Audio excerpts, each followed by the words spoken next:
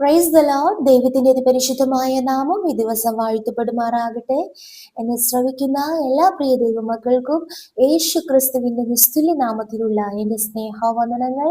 ദൈവം നമ്മേവരെയും ധാരാളമായി അനുഗ്രഹിക്കുമാറാകട്ടെ. Praise the Lord.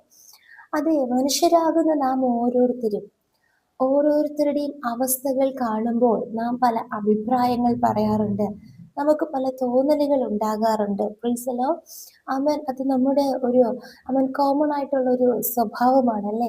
നമ്മൾ ഒരാളെ കാണുമ്പോൾ അല്ലെങ്കിൽ ഒരു അവസ്ഥയെ കാണുമ്പോൾ, ഒരു സാഹചര്യം കാണുമ്പോൾ നാം നമ്മുടെ അഭിപ്രായങ്ങൾ നാം പറയാറുണ്ട്. ആമേൻ. ഇങ്ങനെ ആയിരിക്കാം, അങ്ങനെ ആയിരിക്കാം. Price the Lord. നമ്മുടെ ജീവിതത്തിൽ നാം ഒന്ന് തിരിഞ്ഞു നോക്കിയേ. ഹല്ലേലൂയ. കഴിഞ്ഞ നാളുകളിൽ നാം ആയിരുന്ന അവസ്ഥകളെ കണ്ട് പലരും പലതും പറഞ്ഞപ്പോൾ പ്രൈസ് ദി ലോർഡ്, അതാണോ നിവൃത്തിയായത്? അല്ല. ദൈവത്തിന്റെ പദ്ധതികളും നമ്മെക്കുറിച്ചുള്ള ദൈവിക ഉദ്ദേശങ്ങളുമാണ് നമ്മുടെ ജീവിതത്തിൽ, നമ്മുടെ തലമുറകളുടെ ജീവിതത്തിൽ, നമ്മുടെ കുടുംബങ്ങളിൽ, നമ്മുടെ ശുശ്രൂഷ മേഖലകളിൽ, നമ്മുടെ ജോലി സ്ഥലങ്ങളിൽ, വിദ്യാഭ്യാസ സ്ഥലങ്ങളിലൊക്കെ നിവർത്തിയായത്. Price the Lord. ഇന്നും കർത്താവ് നമ്മെ ഏവരെയും അത്ഭുതമാക്കി വെച്ചിരിക്കുന്നു. അങ്ങനെയാണെങ്കിൽ ഇന്നും ഈ വചനം കേട്ടുകൊണ്ടിരിക്കുന്ന സമയത്തും രഹസ്യം പരസ്യമായി നാം അനുഭവിക്കുന്ന എല്ലാ പ്രയാസങ്ങളെയും കണ്ട് ആരൊക്കെ എന്ത് വിധി എഴുതിയാലും പ്രൈസ് ദി ലോർഡ്, ഹല്ലേലൂയ, അതിനെ തിരുത്തി പറയിപ്പിക്കുവാൻ നമ്മുടെ ദൈവത്തിന് കഴിയും. സ്തോത്രം. കഴിഞ്ഞ നാളുകൾ അത്ഭുതങ്ങൾ ചെയ്ത കർത്താവ് ഇനിയും വൻ കാര്യങ്ങൾ ചെയ്യും. നമുക്കൊരു വേദഭാഗം വായിക്കാം. അപ്പോസ്തല പ്രവർത്തികൾ 28-ാം അധ്യായം അതിന്റെ 4-ാം വചനം. ആ ജന്തു അവന്റെ കൈമേൽ തൂങ്ങുന്നത് ബർബരന്മാർ കണ്ടപ്പോൾ, ഈ മനുഷ്യൻ ഒരു കൊലപാതകൻ, സംശയമില്ല, കടലിൽ നിന്ന് രക്ഷപ്പെട്ടിട്ടും നീതിദേവി അവനെ ജീവിച്ചിരിപ്പാൻ സമ്മതിക്കുന്നില്ല എന്ന് തമ്മിൽ പറഞ്ഞു. ഇവിടെ അമേൻ പൗലോസും തന്നോടുകൂടെ കപ്പലിൽ മൊത്തം 276 യാത്രക്കാരുണ്ടായിരുന്നു. അത്രയും പേർ രക്ഷപ്പെടുമെന്നുള്ള ആശയൊക്കെയും അറ്റുപോയ സാഹചര്യങ്ങളിൽ കർത്താവിന്റെ ദൂതൻ ഇറങ്ങി വന്ന് പൗലോസിനെ ശക്തീകരിച്ച് ധൈര്യപ്പെടുത്തി പൗലോസ് മുഖാന്തരം അവരൊക്കെയും ബലപ്പെടുവാനും ഭക്ഷണം കഴിക്കുവാനും ഇടയായി തീർന്നു. എന്നിട്ട് അതിന്റെ 27-ാം അധ്യായം അവസാന ഭാഗങ്ങളിൽ വായിക്കുന്നു, അവർ എല്ലാവരും രക്ഷപ്പെടുവാൻ സംഗതി വന്നു. അപ്പോൾ ഇവിടെ 276 പേരും ഒരുപോലെ അനുഭവിക്കുന്ന ഒരു പ്രയാസമായിരുന്നു 27-ാം അധ്യായത്തിൽ. എന്നാൽ അവർ അതിൽ നിന്ന് ഒരുമിച്ച് രക്ഷപ്പെട്ടു. 28-ാം അധ്യായത്തിന്റെ 1 മുതലുള്ള ഭാഗങ്ങൾ വരുമ്പോൾ ബർബരന്മാരുമുണ്ട്, ഈ രക്ഷപ്പെട്ട വ്യക്തികളുമുണ്ട്. Price the Lord. എന്നാൽ ഇവരുടെ എല്ലാവരുടെയും നടുവിൽ ഒറ്റയ്ക്ക് പൗലോസ് മാത്രം വീണ്ടും ഒരു പ്രതികൂല സാഹചര്യം നേരിടുന്നു. സ്തോത്രം. എല്ലാവരുടെയും നടുവിൽ നിന്ന് പൗലോസും ഒരു വിറകെടുത്ത് തീയിലിടുമ്പോൾ പെട്ടെന്ന് ഒരു അണലി തീയിൽ നിന്ന് പുറപ്പെട്ട് പൗലോസിന്റെ കൈക്ക് പറ്റി.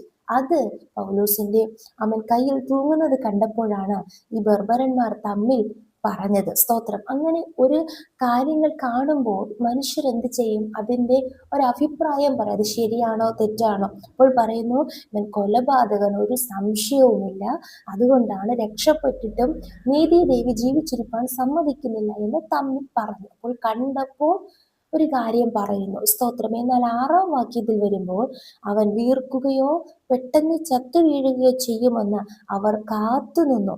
വളരെ നേരം കാത്തു നിന്നിട്ടും അവൻ ആപത്ത് ഒന്നും ഭവിക്കുന്നില്ല എന്ന് കണ്ട് മനസ്സ് മാറി അവനൊരു ദേവനെന്ന് പറഞ്ഞു. സ്തോത്രം. അങ്ങനെയാണെങ്കിൽ പ്രിയ ദൈവമക്കളെ, നാം ഇന്ന് ഏത് സാഹചര്യത്തിലൂടെ കടന്നു പോയാലും ആമേൻ, സ്തോത്രം, ചിലപ്പോൾ വൈകിയെന്ന് വരാം, അത് മറ്റുള്ളവർ മനസ്സിലാക്കേണ്ടതിന്. എന്നാൽ ആമേൻ, ഹല്ലേലൂയ, ദോഷമൊന്നും ഭവിക്കാതെ വണ്ണം, ആപത്തൊന്നും ഭവിക്കാതെ വണ്ണം, പ്രാണന് ദോഷം വരാതെ വണ്ണം നമ്മെ സൂക്ഷിപ്പാൻ നമ്മുടെ ദൈവം മതിയായ ദൈവമാണ്. Price the Lord. ഇവിടെ അവന് ദോഷമൊന്നും ഭവിക്കുന്നില്ല, ആപത്തൊന്നും ഭവിക്കുന്നില്ലെന്ന് വീണ്ടും കണ്ടപ്പോൾ അവർ വീണ്ടും പറയുന്നു, അവനൊരു ദേവനാണെന്ന് പറയുന്നു. Price the Lord. ഹല്ലേലൂയ.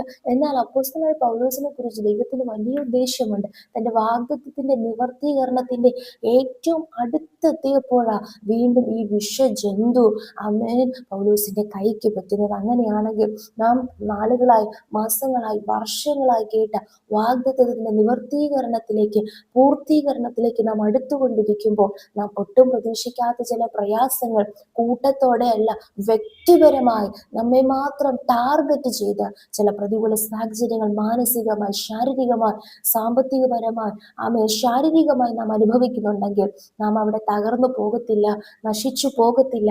നമ്മെക്കുറിച്ചുള്ള ദൈവിക വാഗ്ദത്തം പൂർത്തിയാകേണ്ട സമയം ഏറ്റവും അടുത്തു. Price the Lord. അതിനടുത്ത ഭാഗങ്ങളിൽ വായിക്കുമ്പോൾ പൗലോസിന് ഇതുവരെയും ലഭിക്കാത്ത സ്വീകരണങ്ങളും അനുഗ്രഹങ്ങളും ലഭിക്കുന്നു. അടുത്ത ഭാഗത്ത് അവർ റോമയിൽ എത്തുവാനിടയായി തീർന്നു. കർത്താവ് വാഗ്ദത്തം ചെയ്ത സ്ഥലത്ത് അപ്പോസ്തലനായ പൗലോസിനെ ദൈവം കൊണ്ട് എത്തിച്ചേർത്തു. അങ്ങനെ സഹോദരന്മാരെ കണ്ടു പൗലോസ് ദൈവത്തെ വാഴ്ത്തി വീണ്ടും ധൈര്യം പ്രാപിച്ചതായി നമുക്ക് അവിടെ വായിക്കുവാനിടയായി തീരുന്നു. അങ്ങനെയാണെങ്കിൽ കഴിഞ്ഞ നാളുകളെ നാം നോക്കിയാൽ നമ്മുടെ തലമുറകളെ കണ്ട്, നമ്മുടെ കുടുംബ സാഹചര്യങ്ങളെ കണ്ട്, നമ്മുടെ അവസ്ഥകളെ കണ്ട്, നമ്മുടെ സാമ്പത്തിക മേഖലകളെ കണ്ട് എത്രയോ പേർ എന്തെല്ലാം സംസാരിച്ചു. ഹല്ലേലൂയ. എന്നാൽ അതൊന്നും അല്ലല്ലോ ദൈവത്തിന്റെ പ്രവൃത്തി. അതത് സമയത്ത് നമ്മുടെ ജീവിതങ്ങളിൽ കർത്താവ് വെളിപ്പെടുത്തി ഇത്രത്തോളം നമ്മെ എല്ലാവരും ദൈവം കൊണ്ടുവന്നില്ലേ. അങ്ങനെയാണെങ്കിൽ ആ ദൈവം നമ്മെ ഒരു നാളും കൈവിടുകയില്ല, ഉപേക്ഷിക്കുകയില്ല. എന്നാൽ ഇതിന്റെ രണ്ടിന്റെ ഇടയ്ക്ക് പൗലോസ് ചെയ്തൊരു കാര്യമുണ്ട്. 5-ാം വചനം, അവനോ ആ ജന്തുവിനെ തീയിൽ കുടഞ്ഞു കളഞ്ഞു. സ്തോത്രം. ഏത് തീയിൽ നിന്നാണോ ഈ ജന്തു കടന്നു വന്നത്, അതേ തീയിനെ അപ്പോസ്തലനായ പൗലോസ് ഇത് പോസിറ്റീവായിട്ട് എടുത്തു. ആ തീയിൽ തന്നെ ഈ ജന്തുവിനെ കുടഞ്ഞു കളയുവാനിടയായി തീർന്നു. ഈ നാളുകളിൽ പ്രതീക്ഷിക്കാതെ നമ്മുടെ ശരീരങ്ങളെ, നമ്മുടെ ജീവിതങ്ങളെ പറ്റിപ്പിടിച്ചിരിക്കുന്ന സ്തോത്രം പറ്റിയ ചില അവസ്ഥകളെ, ചില പ്രതിസന്ധികളെ ധൈര്യത്തോടെ പരിശുദ്ധാത്മാവിന്റെ അധികാരത്തോടെ വചനത്താൽ ഈ നാളുകളിൽ കുടഞ്ഞു കളയുമെങ്കിൽ വേഗത്തിൽ ദൈവത്തിന്റെ പ്രവൃത്തികൾ, വാഗ്ദത്ത നിവർത്തീകരണങ്ങൾ നമ്മുടെ ജീവിതത്തിൽ സംഭവിക്കുക തന്നെ ചെയ്യും. ഈ വചനപ്രകാരം വചനം കേട്ടുകൊണ്ടിരിക്കുന്ന നമ്മെ എല്ലാവരെയും ഒരുമിച്ച് കർത്താവ് അനുഗ്രഹിക്കുമാറാകട്ടെ. നാം കാണുന്നതല്ല, നാം പറയുന്നതല്ല, നമ്മെക്കുറിച്ച് മറ്റുള്ളവർ കാണുന്നതല്ല, പറയുന്നതല്ല, ദൈവത്തിന്റെ വാഗ്ദത്വവും ദൈവത്തിന്റെ ഉദ്ദേശവും ദൈവത്തിന്റെ അനാദി നിർണയവുമാണ് നമ്മുടെ ജീവിതത്തിൽ നിവൃത്തിയാകുന്നത്. ആയതിനാൽ ധൈര്യത്തോടെ ചിലതിനെ കുടഞ്ഞറിഞ്ഞുകൊണ്ട് മുന്നേറുവാൻ സർവകൃപാലുവായ ദൈവം നമ്മേവരെയും ശക്തീകരിക്കുമാറാകട്ടെ. നമുക്ക് ഒരുമിച്ച് പ്രാർത്ഥിക്കാം. നല്ല ദൈവമേ, സ്വർഗസ്ഥ പിതാവേ, അനുഗ്രഹിക്കപ്പെട്ട ദിവസത്തിലും ഈ പ്രഭാതത്തിലും അങ്ങ് ഞങ്ങൾക്ക് നൽകിയ ആലോചനയ്ക്കായി സ്തോത്രം ചെയ്യുന്ന കർത്താവേ, ഈ വചനപ്രകാരം കർത്താവേ, ഹല്ലേലൂയ, സ്തോത്രം സ്തോത്രം അപ്പാ, സ്തോത്രം. ഞങ്ങളുടെ വിചാരങ്ങളല്ല അങ്ങയുടെ വിചാരങ്ങൾ, ഞങ്ങളുടെ വഴികളല്ല അങ്ങയുടെ വഴികൾ. കർത്താവേ, ആകാശം ഭൂമിക്ക് വരെ ഉയർന്നിരിക്കുന്നത് പോലെ അങ്ങയുടെ വിചാരങ്ങൾ ഞങ്ങളുടെ വിചാരങ്ങളിലും, അങ്ങയുടെ വഴികൾ ഞങ്ങളുടെ വഴികളിലും ഉയർന്നിരിക്കുന്ന കർത്താവേ, ഞങ്ങളെക്കുറിച്ചുള്ള ഞങ്ങളുടെ ഇഷ്ടമല്ല, ഞങ്ങളുടെ തോന്നലുകളല്ല, ഞങ്ങളുടെ ചിന്തകളല്ല, മറ്റുള്ളവരുടെ കർത്താവേ വിധിയെഴുത്തുകളൊന്നുമല്ല, ഞങ്ങളെക്കുറിച്ചുള്ള ദൈവത്തിന്റെ പദ്ധതികൾ നാളുകൾ പൂർണ്ണമായി നിവർത്തീകരിച്ചോ വാഗ്ദത്തത്തിലേക്ക് ഞങ്ങളെ പ്രവേശിപ്പിക്കുന്ന ഞങ്ങളുടെ വലിയ കരുതലുകൾക്ക് നമ്മയോട് സ്തുതിക്കുന്നു, സ്തോത്രം ചെയ്യുന്നു കർത്താവേ. നാളുകളിൽ ബലത്തോടെ, ശക്തിയോടെ, അധികാരത്തോടെ ചിലതിനെ കുടഞ്ഞറിഞ്ഞുകൊണ്ട് മുന്നേറുവാൻ കർത്താവ് ഞങ്ങളേവരെയും വീണ്ടും ബലപ്പെടുത്തുന്നതിനായി സ്തോത്രം ചെയ്യുന്നു.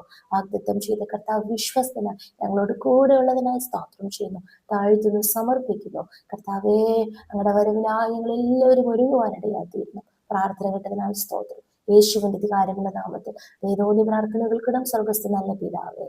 ആമേൻ, ആമേൻ, ആമേൻ. May God bless you all. Have a wonderful day.